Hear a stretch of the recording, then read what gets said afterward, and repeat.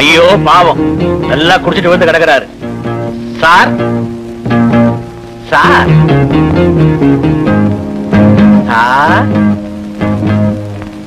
Sir sir சரிதான், பொல் போத எவ்வளவு இருக்குன்னு பாப்போம். நல்ல வேட்டதான் இன்னைக்கு எனக்கு. ரோட்ல விழுந்து கிடக்கிறவங்களுக்கு உதவி செய்யட்ட போது எரியிற வீட்டுல புடுங்குறதா லாபம் நினைக்காத. போலீஸ கூப்பிட்டுமா? ஐயோ இப்பதான் வெளியே வந்திருக்கிறேன். மறுபடியுமா வேண்டாமா? ஆள் விட்டுருமா தாயே?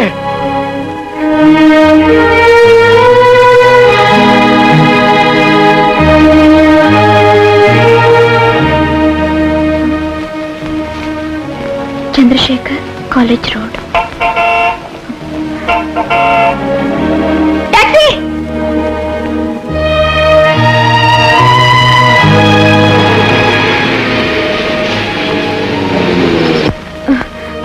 மயங்கி விழுந்துட்டாரு, கொஞ்சம் ஹெல்ப் பண்றீங்களா?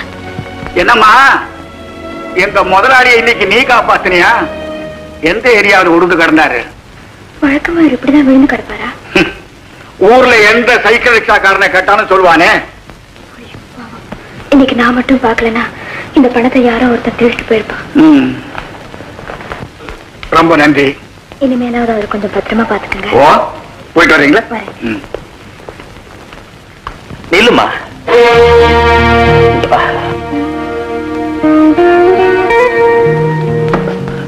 கூப்பிட்டீங்களா? என்ன பொறுப்பா வீட்டுல கொண்டு வந்து சேர்த்த, பணத்தையும் பத்திரமா ஒப்படைச்ச, எந்த பிரதிபலனும் எதிர்பார்க்காம நீ பாட்டுல போயிட்டே இருக்கியம்மா. நான் எந்த பிரதிபலனும் எதிர்பார்த்து செய்யலைங்க.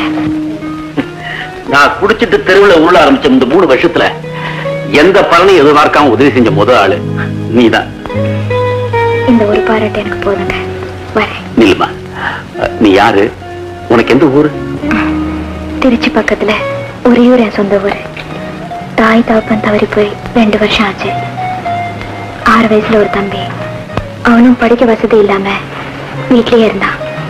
ஒரு வேளை சோறு, 2 வேளை நீர் ஆகாரம், அதையும் அவன் கடவுளுக்கு நன்றி சொல்லிட்டு தான் சாப்பிடுவான். இப்போ நான் வேலை தேடி இந்த ஊருக்கு வந்தேங்க. ஏமா, உனக்கு உறவுக்காரங்க யாருமே கிடையாதா? உறவுன்னு சொல்லிட்டு எனக்கு யாருமே இல்லை. நட்புங்கிற முறையில ஒருத்தர் என்ன சந்திச்சாரு.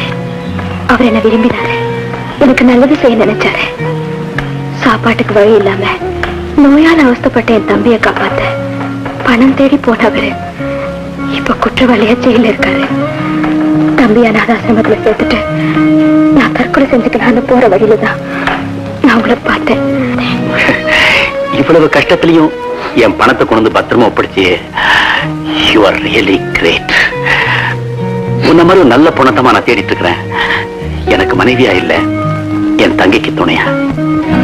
நீங்க சொல்றது எனக்கு ஒன்னும் புரியலைங்க.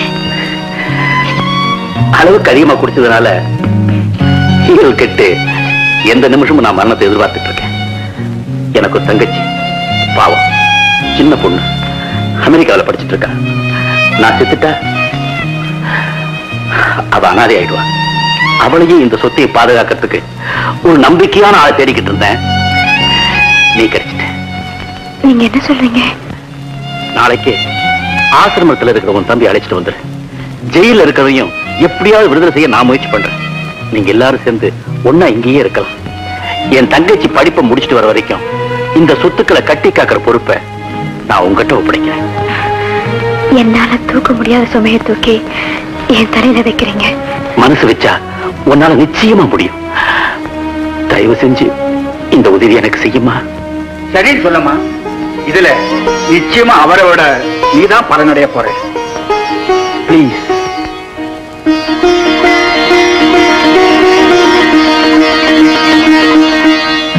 மேற்கண்ட ஸ்தாவர ஜங்கம சொத்துக்கள் முழுவதற்கும் என் தங்கை ராதாவை ஏகபோக வாரிசாக நியமிக்கிறேன்.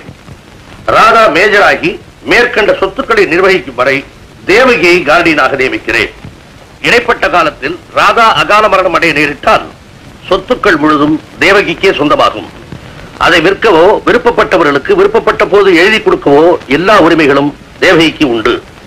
இந்த உயிலை யாருடைய வற்புறுத்தலும் இன்றி சுயநினைவோடுதான் எழுதுகிறேன். சரியா? கொஞ்சம் இருங்க. ராதாவுக்கு ஏதாவது ஏற்பட்டான்னு எழுதிருக்கீங்களே, அது தேவைதானா? நல்லதை நினைச்சுதான் உயிர் வாழணும், ஆனா கெட்டதை நினைச்சுதான் உயிர் எழுதணும்.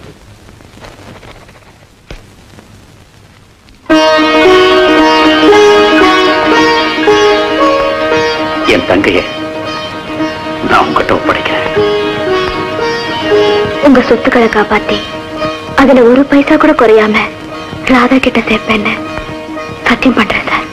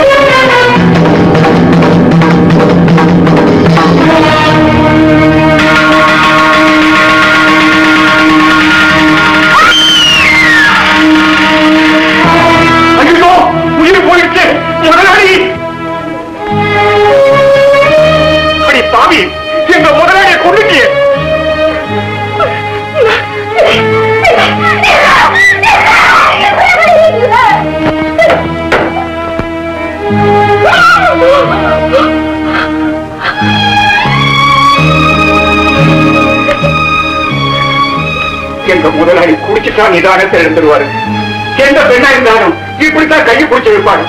அதை பிடிச்சிக்காம இப்படி அடிச்சு கொண்டுட்டியாமா? கொள்ளாதீங்களா? சத்தியமா நான் கொள்ளுங்க நினைச்சாருக்கலைங்க. சத்தியமா நான் கொள்ளுங்க நினைச்சாருக்கலைங்க. நான் கொள்ளுங்க நினைச்சாருக்கல.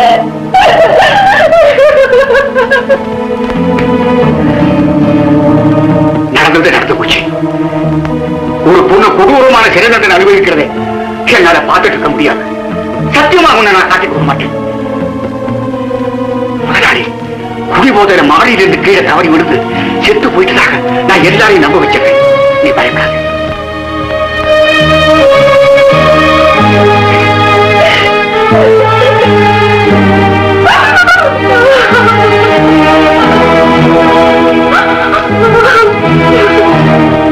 நான் ஒரு கொலைகாரிங்க.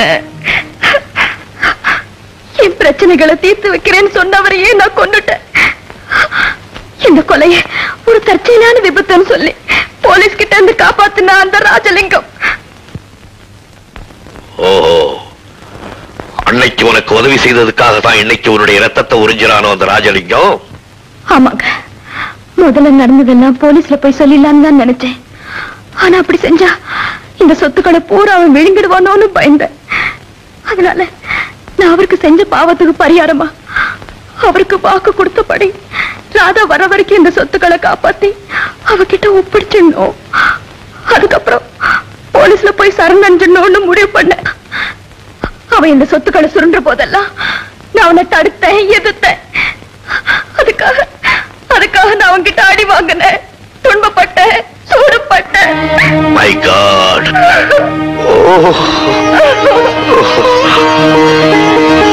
தேவிகி, உண்மையிலேயே அந்த சந்திரசேகர் உங்ககிட்ட தவறா நடந்திருப்பாரு நினைக்கிறியா?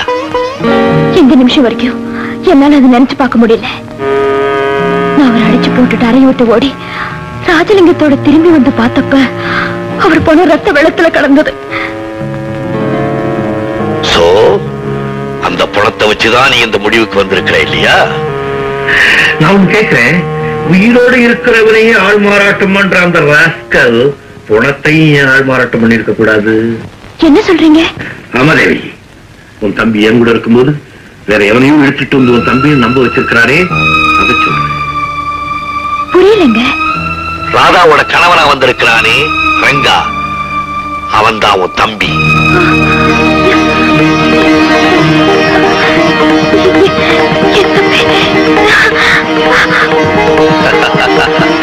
இன்னும் நீ தெரிஞ்சுக்க வேண்டியது நிறைய இருக்கு. வா.